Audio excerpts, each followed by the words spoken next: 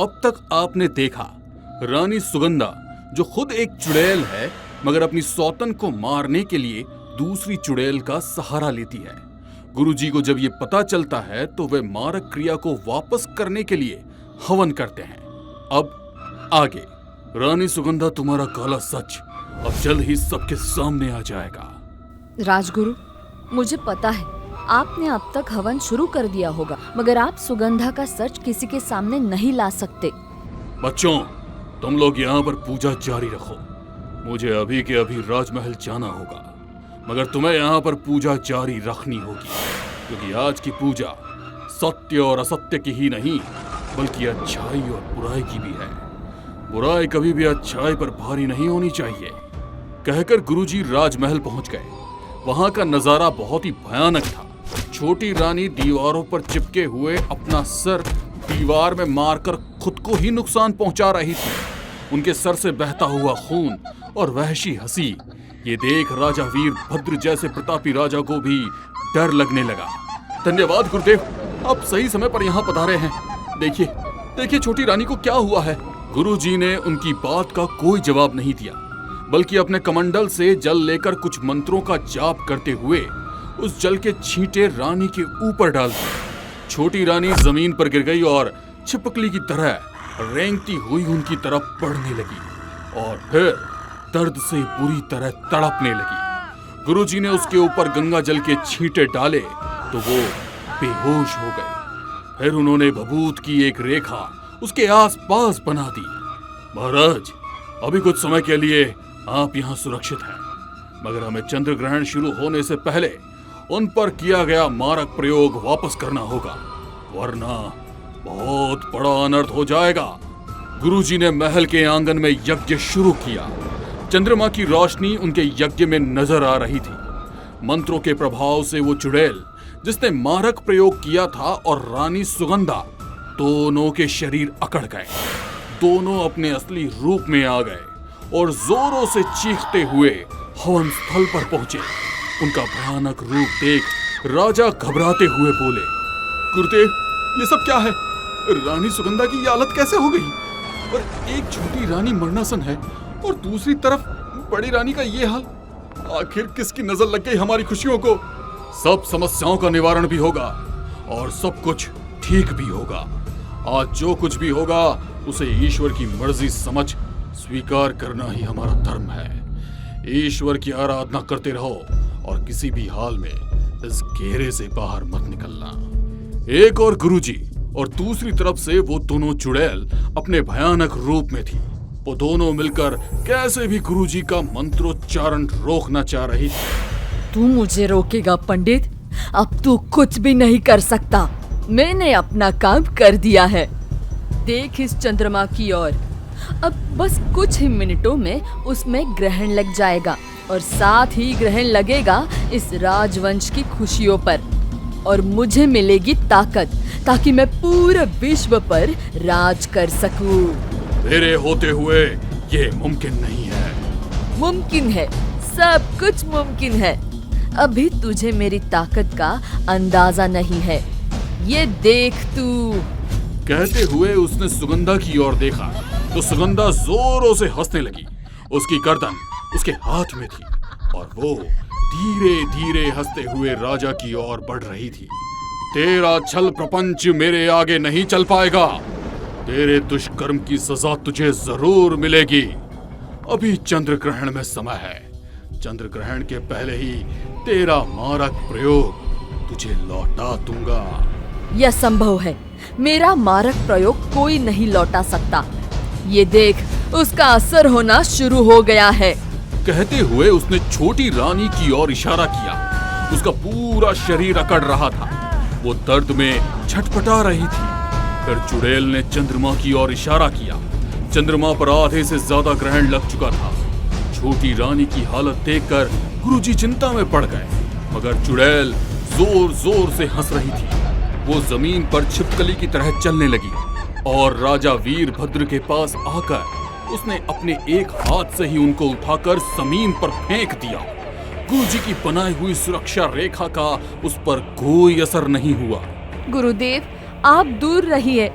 वही अच्छा होगा। मैं नहीं चाहती कि महाराज को कुछ हो। इसका निशाना तो छोटी रानी है। आप उसे बचाएंगे तो ये कहीं महाराज को कुछ कर ना दे। फिर वो कटा हुआ सर हवा में ही उड़ता हुआ छोटी रानी के पास गया और बोला, छोटी रानी, अब आप ही राजा को बचा सकती हो। गुरुदेव ने आपकी सुरक्षा की तो राजा की जान पर खतरा हो सकता है। आप खुद को चुड़ैल के हवाले कर दो। मुझे अब एक नहीं बल्कि पूरे राजवंश की बलि चाहिए। महारानी सुगंधा, तुम मुझे इस महल में लेकर आई, इसलिए तुम्हारा शुक्रिया। मगर तुम्हें भी यहाँ से जाना होगा। कोई भी नहीं बचेगा। पहली बलि इस राजा की, जिससे मुझे शक्ति मिलेगी। दूसरी इस छोटी रानी की, जिससे मुझे इस दुनिया पर राज करने का मौका मिलेगा। और तीसरी बलि तुम्हारी। यदि एक चुड़ैल किसी दूसरे चुड़ैल की बलि ग्रहण के दिन देती है तो प्रेत लोक पर उसका शासन होता है। महाराज, अब तुम्हें कोई नहीं बचा सकता।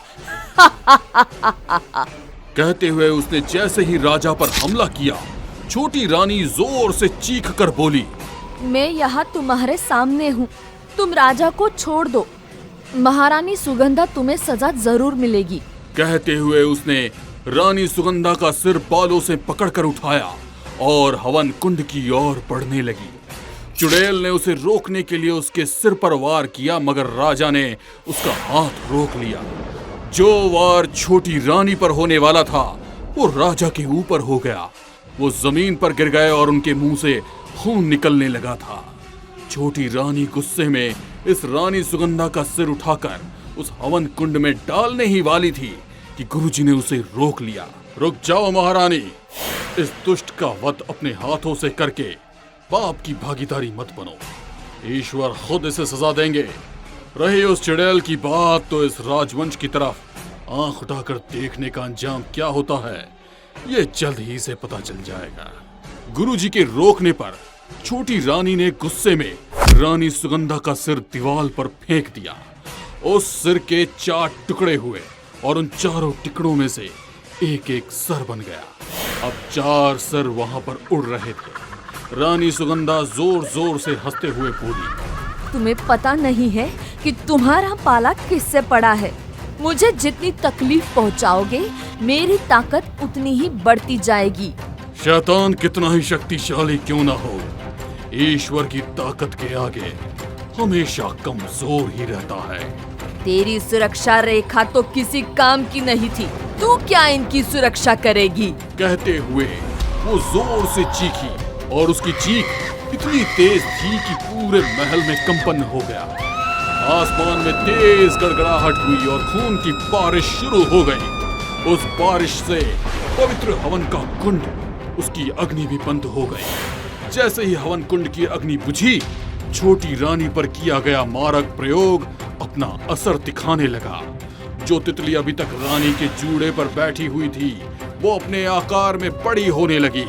उसे आकार में बढ़ते देख रानी सुगंधा और वो चुड़ैल दोनों ही भयानक तरीके से मुस्कुराने लगी और रेंगते हुए राजा की तरफ बढ़ने लगी। उन दोनों के मंसूबे को देख राजा डर से चीखने लगे, सैनिकों, यहाँ आओ, हमें तुम्हारी मदद की जरूरत है। पहले गुरुजी ने सैनिकों को आने से मना कर दिया था, मगर जैसे ही राजा ने उन लोगों को बुलाया, वे लोग इस चुड़ैल को पकड़ने के लिए आगे आए। तो उसने गुस्से में उन लोगों की ओर देखा और उसकी आंखों से एक रोशनी निकली और उस रोशनी से सभी सैनिक पत्थर के बन गए। दूसरी तरफ वो तितली एक भयानक कीड़े में बदल गई। उसने अपने पंखों के बीच रानी को छिपा लिया। आपको मेरी ताकत का अंदाजा भी नहीं है कि मैं कितनी ताकतवर हूँ।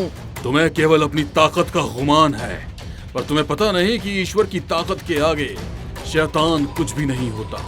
राजन, समय बहुत कम बचा है। किसी भी पल ये पूर्ण चंद्र ग्रहण हो सकता है। मुझे तुम्हारी मदद की जरूरत है।